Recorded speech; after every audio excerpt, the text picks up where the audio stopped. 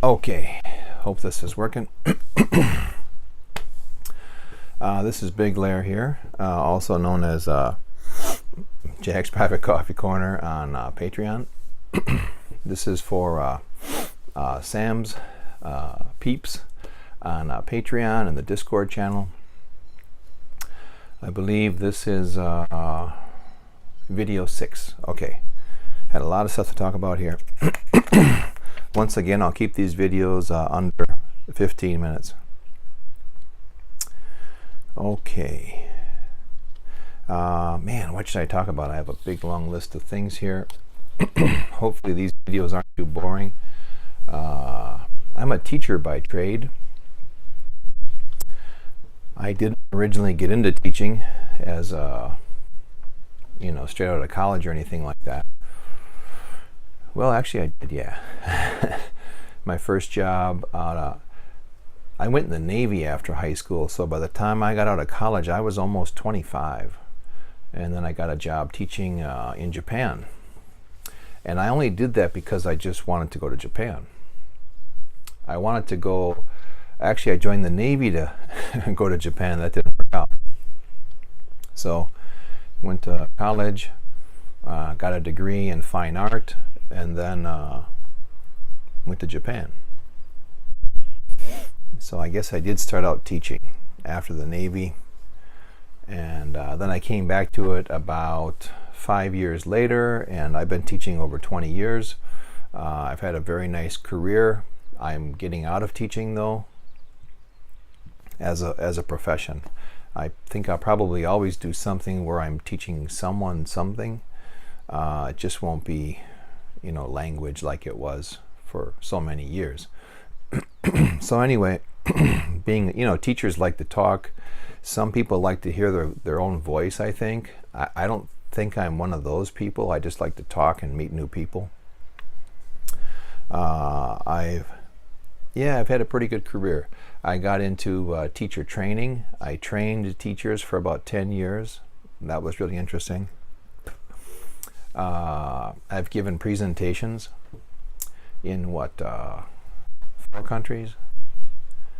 4 different countries I've given presentations. I've given over 150 presentations. I actually know that because I once had to fill out an application and write down all of the presentations I've done.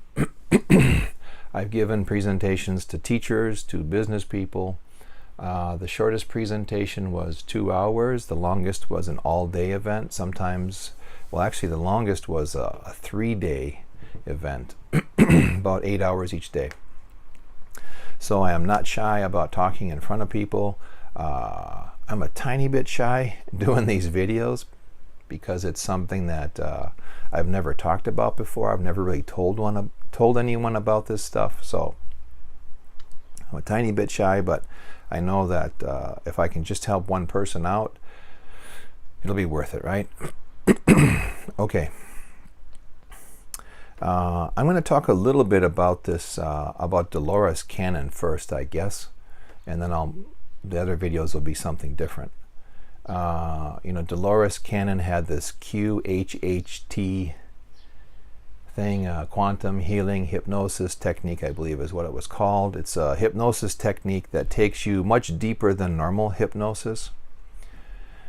And it takes you down to a level where your ego doesn't get in the way. So with normal hypnosis, your ego is still in control and you can actually lie, say things that are not true. But with Dolores' technique, it brings you down to a deeper level, to where you're how can I say this?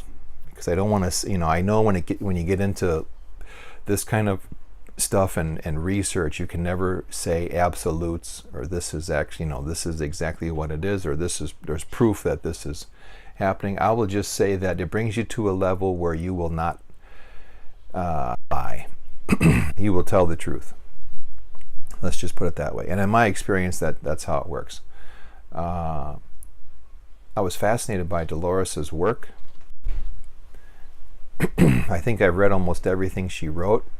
In the end, I was getting to be, okay, some of the books she's talking about the same things.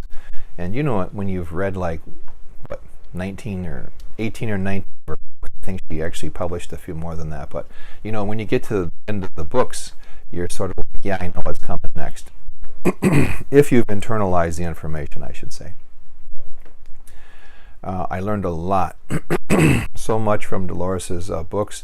I took her class. I wanted to do the class live in person, but I was never able to match up where she was, where I was, because I was living in Japan and then Malaysia for over 20 years. So anyway, I wrote to her on several occasions, and finally she said to me, well, you know, a lot of people are like you. They want to take my classes, but they physically can't be here. I'm going to have them online.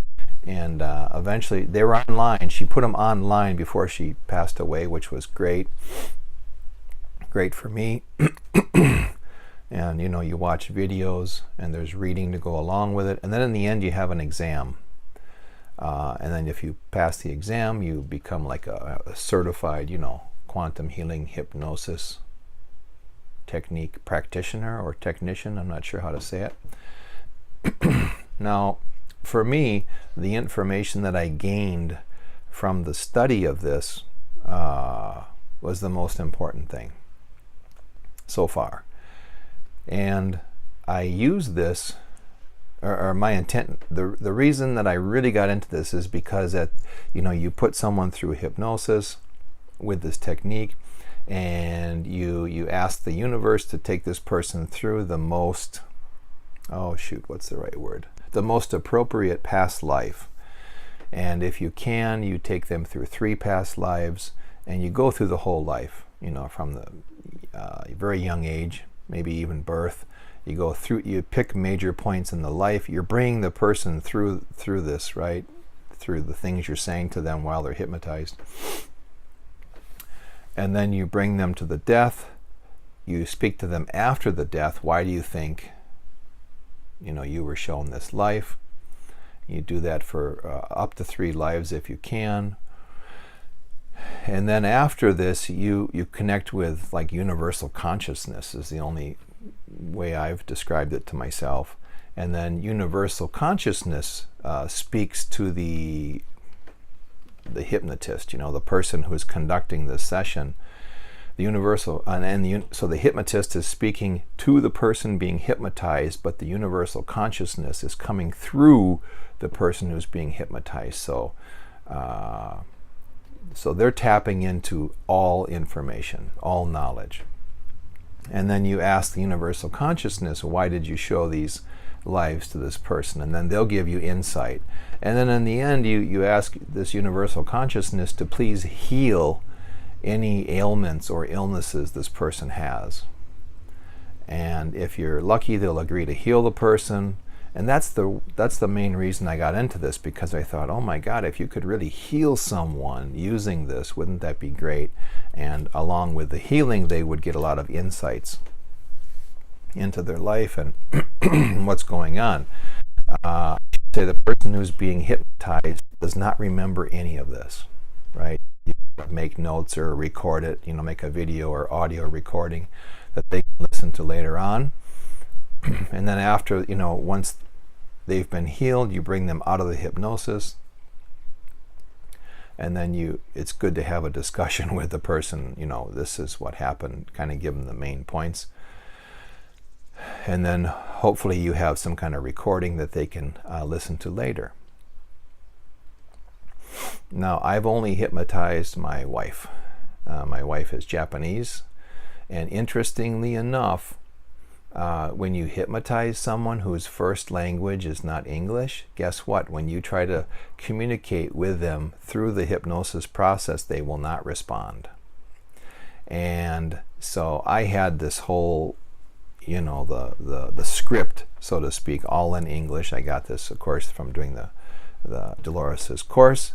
As part of it, you get the script. But I had the foresight to think, maybe because my wife is Japanese, she won't respond to the English. It'll need to be in Japanese. So I actually spent about, 2 weeks changing this all into Japanese, how I thought it should be in Japanese. And then, I did find a girl in Japan who had taken the course, and she had put part of it into Japanese, so I used part of hers. Part of her translation, that's right. So anyway, I had that ready. So on the day that I want to hypnotize my wife, I tried to start in English, wasn't getting anything. Switched over to Japanese, boom. That worked beautifully, just beautifully. And it was very interesting. The life that my wife was shown, she was a young girl in the beginning. And I've already, I did the session with her. I made lots of notes. I recorded it. So I'm going to give you the big picture type stuff from her life. Okay. So she was like a 7-year-old girl living very close to where the atomic bombs were dropped in Hiroshima and Nagasaki in Japan. That's southern Japan, right? Southern Honshu and then Kyushu Island. So she was close enough that she saw the flash of light. She was with her mother when this happened in this life. So my wife was the daughter in this life. This was the life she was shown. And the life that I progressed her through. So when she was 7, she was with her mother. They saw this huge flash of light. And then, of course, things got really wonky there. You can imagine the panic and everything that happened. And she also had a younger brother and, of course, a father. And through the events of this day, she was separated from her family and disoriented, whatnot, and came upon this old, like grandma and grandpa, basically, and they took her in. And it was chaos after this.